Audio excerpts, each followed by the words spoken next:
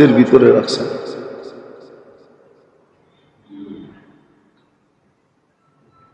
এই জন্যই যে ডাক্তারি বিদ্যা সম্বন্ধে বড় অভিজ্ঞ ছিল সেই লেখছেন এটা। दवा अगर हो सके, इलाज अगर हो सके ग़िज़ा से, परहेज करो दवा से। খাদ্য দ্বারা যদি চিকিৎসা সম্ভব হয়, খাদ্য দ্বারা যদি চিকিৎসা সম্ভব হয়, তাইলে এই আধুনিক মেডিসিন থেকে দূরে থাকো।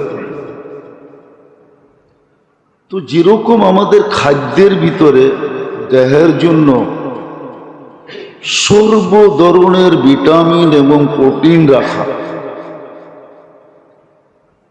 শরীরের যা প্রয়োজন তা আমাদের খাদ্যের ভিতরে রাখা আছে। ঠিক আমাদের শরীরটার ভিতরে যে একটা রূহ আছে, এটার জন্য যত কিছু প্রয়োজন এটা আল্লাহ ইবাদত বন্দিগির ভিতরে রাখা আছে। কিন্তু শরীরেরটা তো বুঝি সহজে। আমার কথায় একমত হবে সারা দুনিয়ার ডাক্তার, শিক্ষিতরা একমত হবে যে না, সত্য, খাদ্যের ভিতরে শরীরের জন্য সবকিছু রাখা আছে। শরীরের যত ধরনের ভিটামিন প্রয়োজন, এ থেকে নিয়ে জেড পর্যন্ত সব খাদ্যের ভিতরে রাখা আছে। কোন খাদ্য এরকম আছে যে একটার ভিতরেই সবকিছু রাখা আছে, কোন খাদ্য এরকম আছে যে 2, 4, 5টা 10টা একটার ভিতরে ঢুকায় দিছে। আমরা জানি না, আমরা জানি না, এই জন্য ব্যবহারও করতে পারি না, আবার ব্যবহার পদ্ধতিও জানি না যে কিভাবে ব্যবহার করতে হয়। খাদ্য পদ্ধতিও আমরা জানি না যে খাদ্যের পদ্ধতি কি হবে, এটাও আমরা জানি না। খুব কম মানুষ জানে, যারা জানে তারাও প্রচার প্রসার করে না।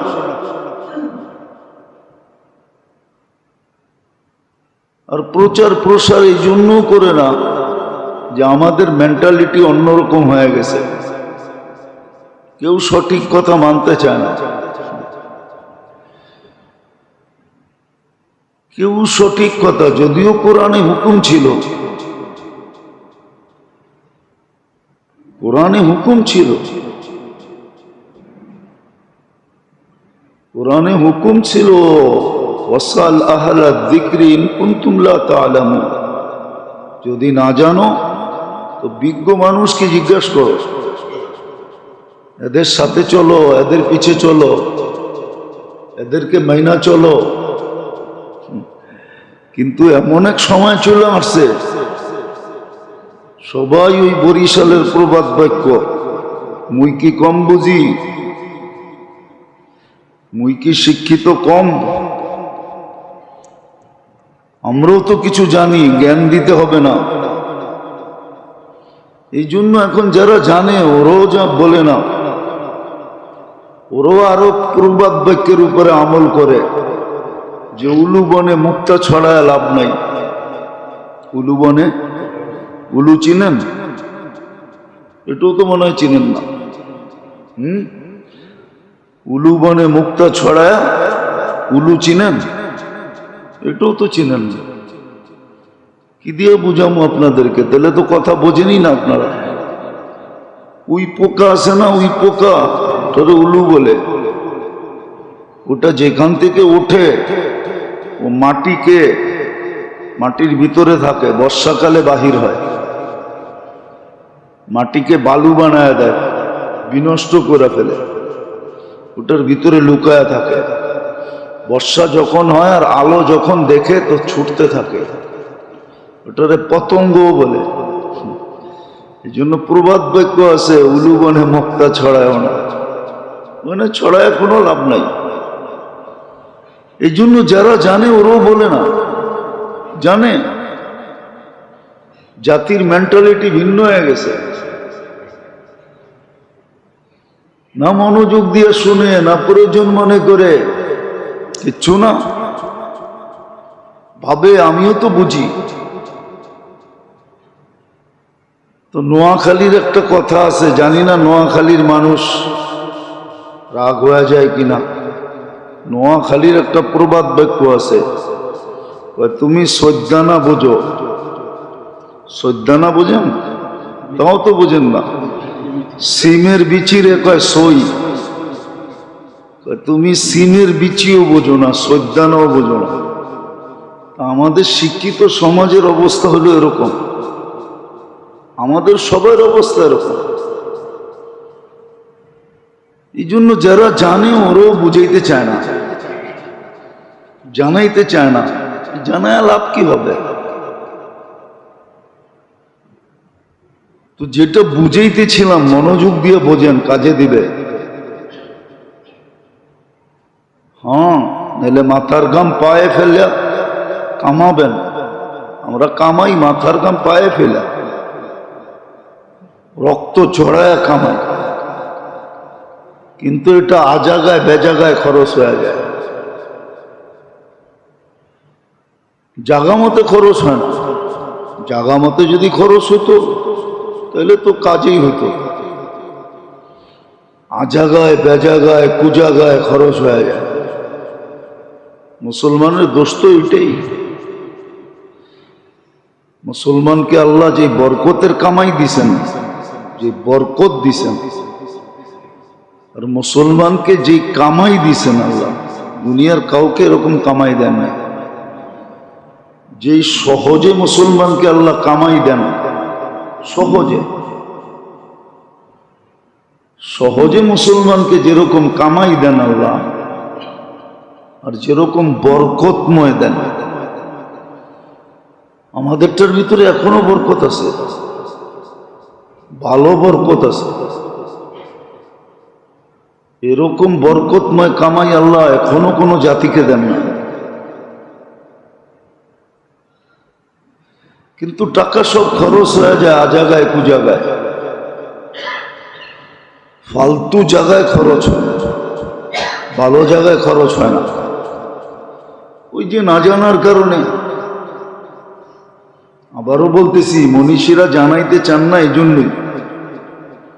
যারা তো নিতে চায় না, খামাখা জানায় কি হবে?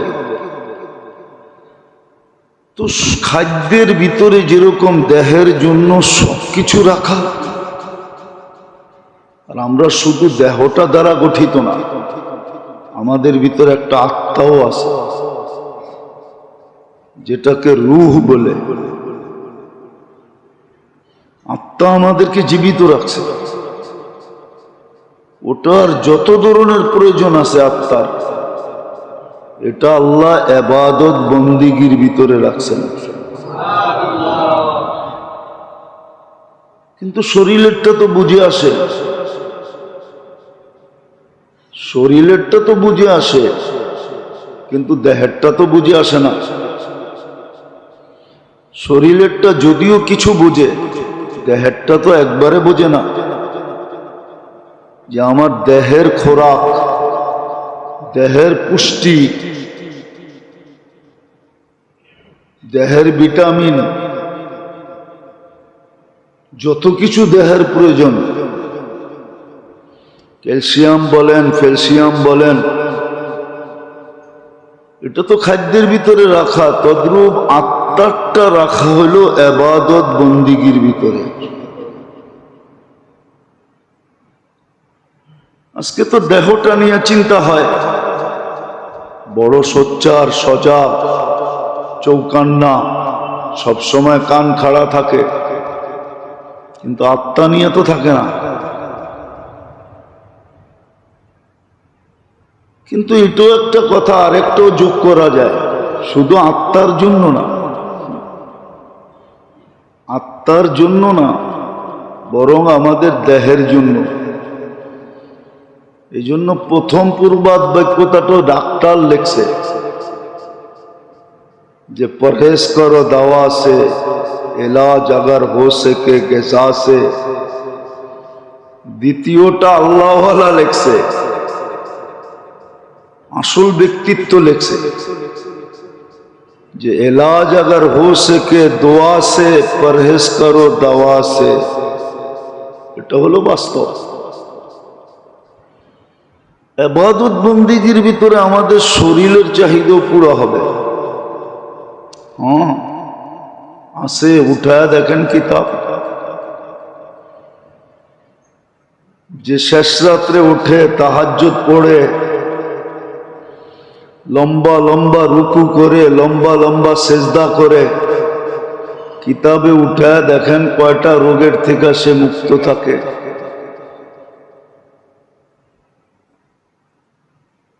কিতাব উঠায় দেখেন।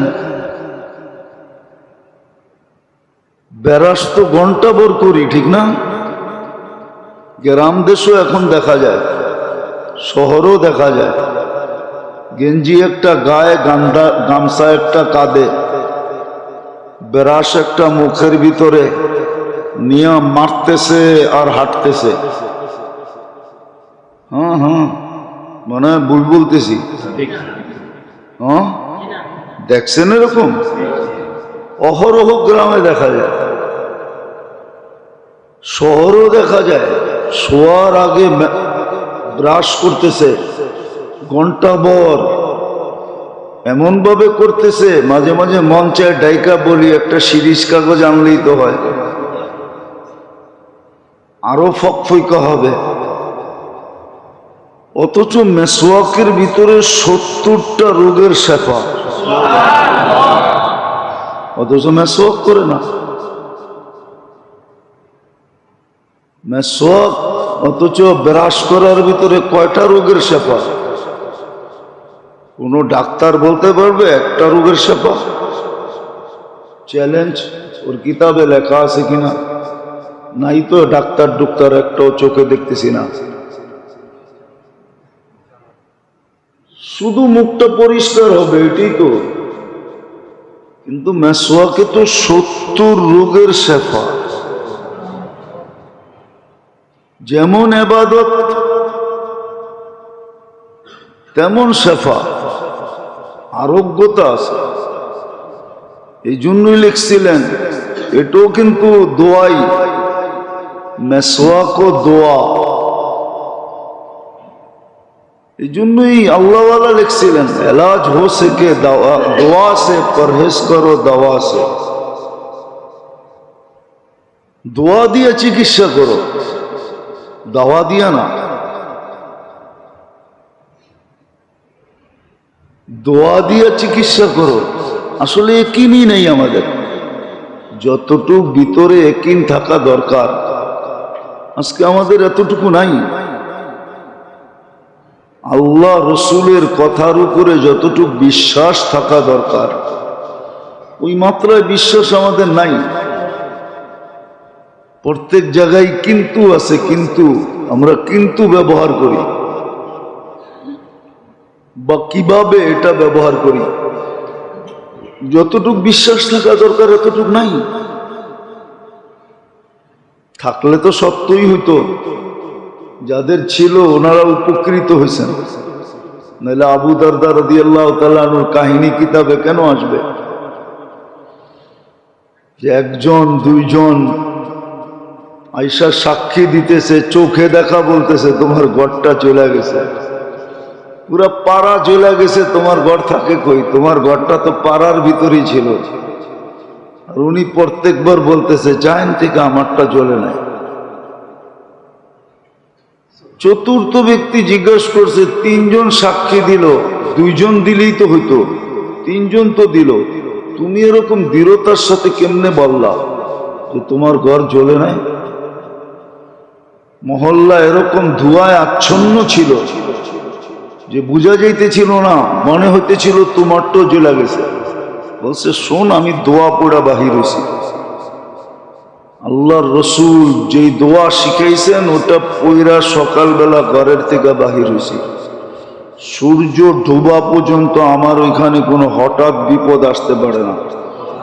আসলে আমাকে বইলা কোয়া তারপরে আসবে, মোবাইল কোয়া তারপরে আসবে, হঠাৎ আসতে পারে না। তো বলছে আবু দরদা সত্যই পুরা মহল্লাটা পুরা গেল তোমার বাড়ির একটা, ওই যুগে তো বাড়ি আর বিল্ডিং ছিল না, টিন শিনও ছিল না, খেজুর পাতার ছাউনি ছিল, যে একটা পাতা পর্যন্ত পড়ে নাই। একিন ছিল, আমাদের একিন নেই। আমরা সবাই হলাম বাবালা সুফি। বাবালা বোঝেন? ভিতরে কিছু নাই, রাগ হয় না, আমি বুঝানোর জন্য বলতেছি। ভিতরে কিচ্ছু নাই, খালি পাগড়ি সাগড়ি জুব্ব সুব্ব পুরা ভাব এরকম ধরছে যে উনি জমানার কুতুব। কথাবার্তা এরকম বলে মনে হয় যে বাস আল্লাহর সাথে ওনার চেয়ে হট লাইন কারো নাই। আরেকটা শব্দ বলতাম কিন্তু এটা শোভনীয় হবে না, এই জন্য বলি নাই। আরেকটা শব্দ আছে আমার কাছে, বলতাম, রাগ হয় না কিন্তু বুঝানোর জন্য বলতেছি। আসলে ভিতরে কিচ্ছু নাই, ভিতরে কিচ্ছু নাই, ভাব ধরে চলে। জুমার দিন দেখবেন কিছু লোক আসে সমাজের সাইজা গাইজা পারফিউম সারফিউম লাগায়া পাঞ্জাবি সাঞ্জাবি এরকম আসে, সবার শেষে সবার মাথার উপর দিয়ে টপকাইতে টপকাইতে সামনে আসে, ভাবভঙ্গি এরকম দেখায় যে মনে হয় বাস আল্লাহরে মনে হয় একবারে নামায়া লোকে নিয়ে আয়া পড়ছে। সেটি হলো ভাবভঙ্গির সুফি। আমরা সব হলাম কি ভাবভঙ্গির সুফি। এটার একটা শব্দ আছে কিতাবে আরবিতে, ওজব বলে এটাকে, ওজব, ওজব আলা, এরা ওজব। নিজে নিজে নিজেকে অনেক কিছু ভাবে, আসলে টোকাইলে দেখা যাবে ভিতরে কিচ্ছু নাই, ভিতরে কিচ্ছু নেই, কিচ্ছু নেই। আমরা দেখি মাঝে মাঝে, দেখি মাঝে মাঝে দেখি যে লেনদেনে এত কাচ্চা, লেনদেনে একবারে কাচ্চা, এত কাচ্চা যে বলা বাহুল্য কাচ্চা, অথচ সারা দুনিয়া মনে করো বড় কুতুব। কেননা বেশভূষাই এরকম, বেশভূষাই এরকম। যাক, এটা আমার আলোচ্য বিষয় না, কথায় কথা চলে আসলো এই জন্য বললাম। তো শরীরের জন্য যেরকম খাদ্যের ভিতরে আল্লাহ শরীরের সমস্ত প্রয়োজন, সর্ব ধরনের ভিটামিন বলেন, ক্যালসিয়াম বলেন, প্রোটিন বলেন, যা কিছু তা বলেন, যেটা শরীরের দরকার ওটা খাদ্যের ভিতরে রাখা। এমনকি আমাদের পানির ভিতরে পর্যন্ত রাখা। হ্যাঁ, নাইলে ডাক্তার কেন পরিমাণ বলবে এতটুকু পানি খান? চিকিৎসা আছে দুনিয়াতে, আমরা করি না, চাইনিজরা করে চিকিৎসা। ওদের 70% চিকিৎসা হয় পানি দিয়া, পানির তরতিব দিয়া, এমন তরতিবে পানি পান করে। হ্যাঁ, আল্লাহ দিছিলেন আমাদের দেশে পাটের শাক, তো শুধু আমরা কি করে খান, ডাল দিয়েই খান, নাইলে এমনি ভাজি করে খান, ঠিক না? হ্যাঁ, এটুকুই তো শিখছি, আর তো শিখি নাই। যা দেখেন চায়নারা পাটের শাক কি দিয়া খায়, আমরা তো শুধু সাজনা খাই, ঠিক না? তাও অনেকে খায় না। কি কেউ সাজনার নাম শুনলো নাক ছিটকায়। আঠাযুক্ত না, ওই যে একজন নাক ছিটকাইতেছে, সাজনা পছন্দ করে না, সাজনা পছন্দ করে না। অথচ যা দেখেন ব্রাজিলে সাজনার শিকড় পর্যন্ত, পুরা গাছ তো গাছ, পাতা তো পাতা, শিকড় পর্যন্ত এক্সপোর্ট হয়। যান সান ফ্রান্সিসকোতে আমি নিয়ে যাবো আপনাদেরকে, আমেরিকার কত বড় ফ্যাক্টরি, শুধু সাজনা দিয়ে ওষুধ বানায়। হ্যাঁ, ওইখানে চিপ কেমিস্ট্রি আমাদের বাংলাদেশে, চিপ কেমিস্ট্রি যে সে আমাদের বাঙালি। আমরা তো পাতাও খেতে চাই না। মানুষের দেহটাকে সুস্থ রাখার জন্য, সবল রাখার জন্য, শরীর বা দেহের প্রয়োজন মেটানোর জন্য আল্লাহ আমাদের খাদ্যের ভিতরে হাজারো প্রোটিন রেখে দিয়েছে, ভিটামিন রাখছেন, প্রোটিন রাখছেন, যার দ্বারা আমাদের শরীরটা সবল থাকে, সুস্থ থাকে, চলমান থাকে, কর্মঠ থাকে।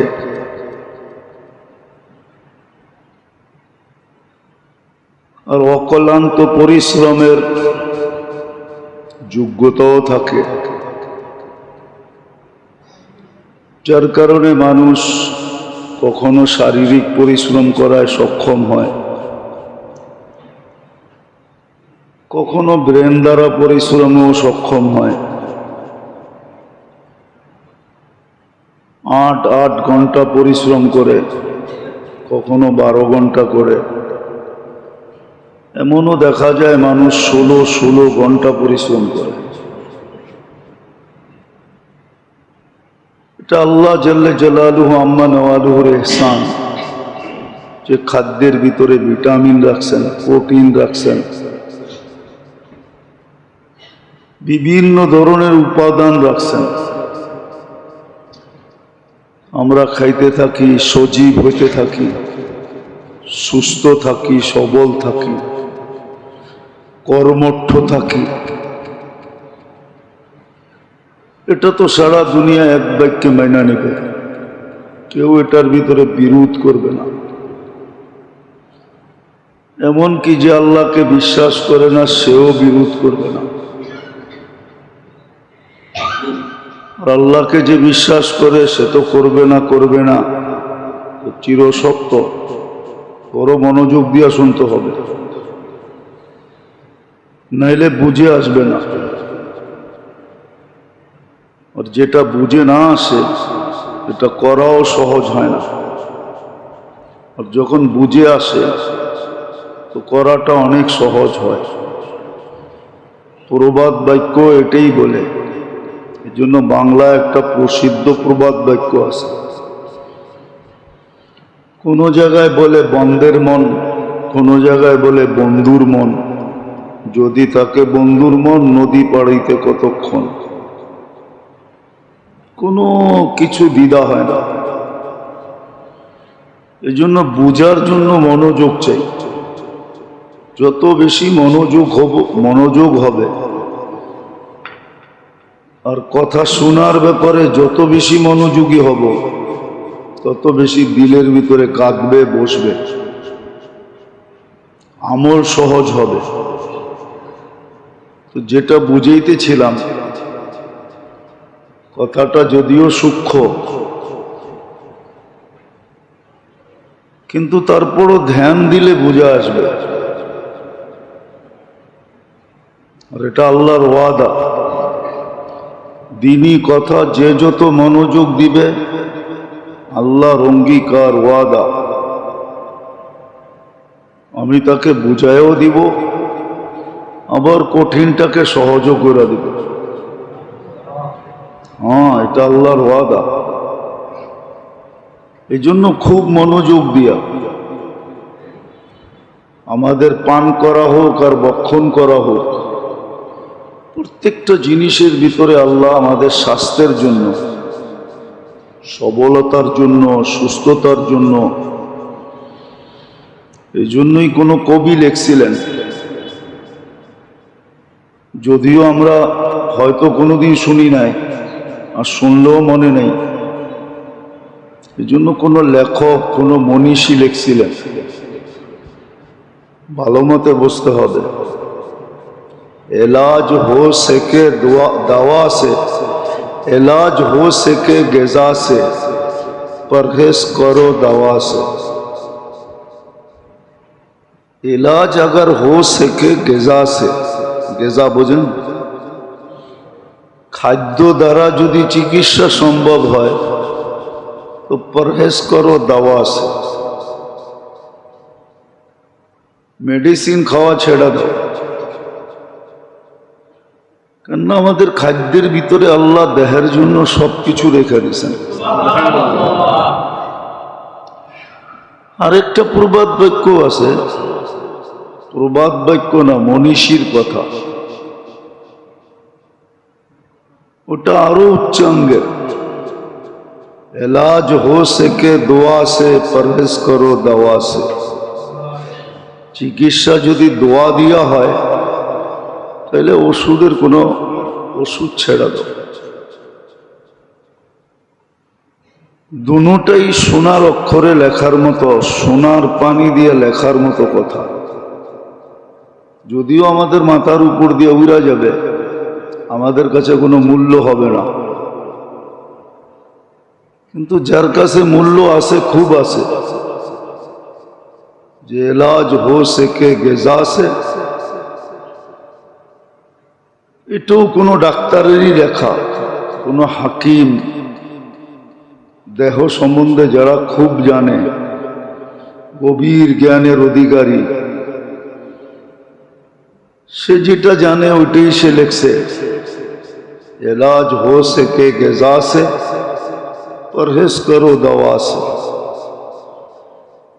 যদি খাদ্য দ্বারা চিকিৎসা সম্ভব হয়, আর সম্ভব, দুনিয়া দেখতেছে, এই জন্য আগেও বলছি, এখনো বলতেছি বুঝানোর জন্য।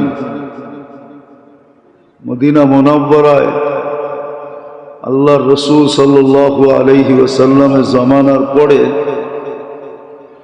পারস্যের সবচেয়ে বড় ডাক্তার বা হাকিম ক্লিনিক খুলছিলেন, কিন্তু কোনো রোগী পাইতেছিলেন না। অনেক বড় আশা নিয়ে আসছিলেন, কেননা ইসলামের ক্যাপিটাল, রাজধানী মদিনা মুনাওয়ারা, সারা দুনিয়ার থেকে সারাদিন লোকজন আসতে থাকে, ভাবছে ব্যবসা জমজমাট হবে। এখন তো আর পারস্য কেউ আসে না, খুব কমই আসে, কিন্তু রুগী যখন পাইতেছিল না, তো মানুষকে জিজ্ঞাসা করতেছিল, ভাই রুগী নাই কেন, রোগ নাই কেন? বলবে এটা তো জানি না। বলছে তোমাদের খাদ্যের পদ্ধতি কি? বলে যা আমাদের রাসূল সাল্লাল্লাহু আলাইহি ওয়াসাল্লাম বলছেন আমরা ওইভাবেই খাই। বলছে খাইতে কিভাবে? বলছে তো বলছে আমাদেরকে বলছে লা তাকুল হাত্তা তাজু, খিদা না লাগলে কখনো খায়ও না, চাই সামনে সোনা থাকুক। খিদা না লাগলে খায়ও না, যদি সোনাও সামনে থাকে, স্বর্ণও যদি থাকে। আমরা তো যা পাই তাই খাইতে থাকি, ঠিক না? বিনা পয়সায় পেলে তো কোনো ছাড়ই নেই, ঠিক না? দাওয়াত সাওয়াত পাইলে তো বিনা পয়সাই, ঠিক না? খাইতে থাকে। তো বলছে খিদা না লাগলে খাও না, আমরা খিদা না লাগলে খাই না। বলছে দ্বিতীয় আমাদেরকে বলছে ইদা আকালতা ফালা তাশবা, যখন খাবে তো পেট ভরা খাবে না। আর আমরা তো মাশাআল্লাহ চিন্তা করি আরেকটা স্টোমাক দিলে ভালো হতো। দাওয়াতে সাওয়াতে গেলে মুখ রুচিকর খানা হইলে খুব খাইতে থাকি দাবায়া, ঠিক না? তো বলছে যখন খাবে তো পেট ভরা খাবে না। আল্লাহর রসুলের কথা। হ্যাঁ, ডাক্তারদেরকে পাগল বানায় দিছে এই দুই শব্দ। বলছে তৃতীয় আরেকটা বলছে পেটকে 4 ভাগ করবে, খাওয়া 3 ভাগ করবে, খাওয়ার আগেই 1 ভাগকে পানি দিয়ে ভরা দিবে, 1 ভাগ খাদ্য 1 ভাগ খালি। তো ক্লিনিক গুটাইতেছে আর বলতেছে যে মা তারা কালি ফিত্তিব বিষয়া, ডাক্তারি করার জন্য আমার জন্য ডাক্তারি করার ব্যাপারে কোনো কিছু রেখা যান নাই। আমি যে ডাক্তারি করব কিছু রেখা যান নাই। তালিম তো ছিল আমাদের আল্লাহ আল্লাহ রসুলের পক্ষ থেকে, শিক্ষা তো ছিল, কিন্তু মানে কে? কেউই তো মানে না। বিনা পয়সায় পেলে বলে আলকাতরাও নেয়। আমাদের যেটা বলতেছিলাম যে আমাদের দেহের জন্য, খাদ্যের ভিতরে দেহের সুস্থতার জন্য, সবলতার জন্য, কর্মঠ থাকার জন্য, চলমান থাকার জন্য, সুস্থ থাকার জন্য, সুঠাম থাকার জন্য, শক্তিমান থাকার জন্য